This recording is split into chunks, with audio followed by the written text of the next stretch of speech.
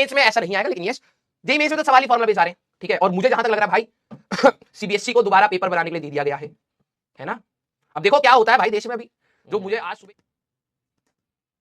Sir अगर बहुत बढ़ गया तो भी आपको डरने की बात नहीं है। देखो सब प्रॉब्लम पता है कहां पर है, मैं आपको एक बात बताता हूं, जो चीज मैं बहुत टाइम से डिसएग्री कर रहा था एनटीए, लेकिन बोलते नहीं है हम लोग, ठीक है अब जो हो रहा है क्योंकि कंट्रोल में नहीं है ना, क्या कर लेंगे।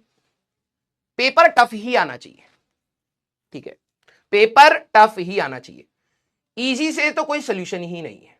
अब इसमें एक फ्रंट होता है कि जो बच्चे स्ट्रेस में आ जाते हैं, जिनके मार्क्स नहीं आते, वो एक फैक्टर है, उसके बारे में सोचा जाए, उसका कुछ सोल्यूशन निकाला जाए, ठीक है। लेकिन पेपर टफ ही आना चाहिए, इजी नहीं आना चाहिए, मेरा तो ये मानना है। अगर कठिन होगा तो सबके लिए कठिन होगा, सभी के मार्क्स गिरेंगे, कोई दिक्कत वाली बात नहीं है उसमें, ठीक है। आपको जो सेग्रीगेशन, जो जेई को सेग्रीगेशन करके एडवांस में भेजने हैं वो तब भी हो पाएगा, लेकिन अगर सबके फुल आने लग गए ना बेटा, तो उसका भी एक बच्चे पर इंपैक्ट आता है जिसके 100 मार्क्स आ रहे हैं, फिर वो ये सोचेगा यार कि मैं 300 कैसे लाऊं, समझ रहा है, ये उस पर भी साइकोलॉजी, उसका एक सोल्यूशन अलग ढूंढना चाहिए हम सभी लोगों को, ठीक है। लेकिन अगर मैं यहां पर बात करूं कि फुल लाना या इतने बच्चों के फुल आना, तो वो एक बच्चों के अंदर एक अलग टाइप की एंग्जाइटी देता है भाई, कि क्या मैं काबिल ही नहीं हूं क्या, सभी लोग ला रहे हैं क्या, इतना आसान पेपर था, ठीक है। तो वो एक अलग माइंडसेट हिट करता है। मेरे हिसाब से पेपर टफ हो तो ज्यादा बेटर है, क्योंकि आप सभी लोगों के लिए तो कोई इशू नहीं होना चाहिए, क्योंकि आप लोग तो जेईई एडवांस की भी तैयारी कर रहे हैं साथ में, है ना, अच्छे सवाल भी लगा रहे हैं। तो स्पीड एंड टफनेस दोनों होनी चाहिए हमारे पास, एक्यूरेसी भी होनी चाहिए, ये सारी चीजें होनी चाहिए यार। अगर पता है प्रॉब्लम क्या है, एक ही मार्क्स पे अगर बहुत सारे बच्चे आ गए, ठीक है, और आप देखो पता है जब तक वो प्रॉब्लम आपके साथ नहीं होती ना, तब तक आपको हमेशा ऐसा लगता है यार ठीक है ना, क्या ही दिक्कत है। अब आप अपने आप को उस पोजीशन पर रख के रखो कि आप ही के मार्क्स के बराबर सभी है, मान लो 150 बच्चे आ गए या 2000 बच्चे हैं जो सेम मार्क्स लेके आए, आपको 2000वीं रैंक, मतलब 1 से लेके 2000 बच्चे मान लो 150 मार्क्स पे, for example I am saying, ठीक है, आपकी भी 150 है। अब आप एक्सपेक्ट करोगे उन 2000 बच्चे में से फर्स्ट मेरे को दे दो, समझ रहे हो।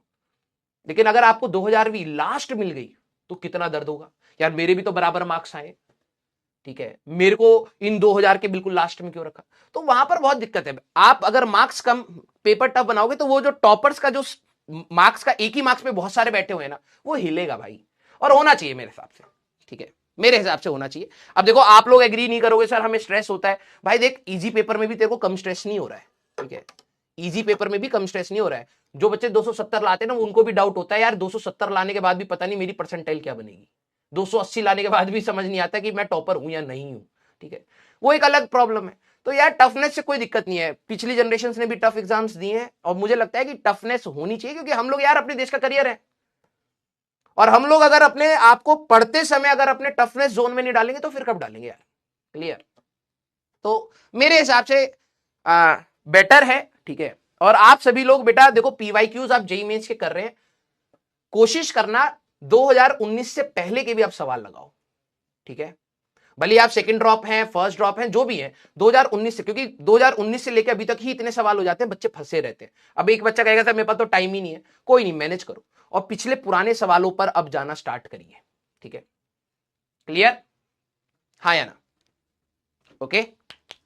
तो देखो भाई अब आपके लिए जो भी अब आएगा 8 जुलाई के आसपास ही पता लग जाएगा, ठीक है, भले वो नीट का डिसीजन है लेकिन वो पूरे देश का ही डिसीजन है, ठीक है, क्योंकि अगर सही में अगर पेपर एनटीए नहीं करा रहा है तो आपके लिए भी तो आ रहा है ना इंपैक्ट, ठीक है। तो अब कौन कराएगा, कैसा पेपर होगा, सब पेपर टफ आएगा या पिछले पेपर के पैटर्न्स पर आएगा, वी डोंट नो, ठीक है।